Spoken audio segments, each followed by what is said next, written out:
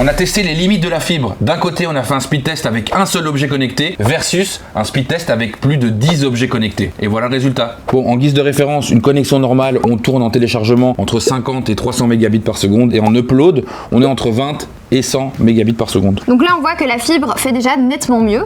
Mais qu'est-ce qui se passe si on active tous les appareils là autour de moi? Moi, je vais faire un petit download ici d'un gros fichier. Et moi je vais ici envoyer un truc que je devais absolument envoyer, donc ça tombe bien. Ce que je vais faire ici, c'est regarder une petite série. Je vais quand même allumer la Play pour télécharger un jeu aussi. Je vais prendre mon tel pour lancer la SPI. Hop là, je vais lancer une deuxième petite série, un petit Vas-y. téléchargement en même temps. Ça part en speed test, on va voir un peu ce que ça donne. Des quantités incroyables de messages, des langues.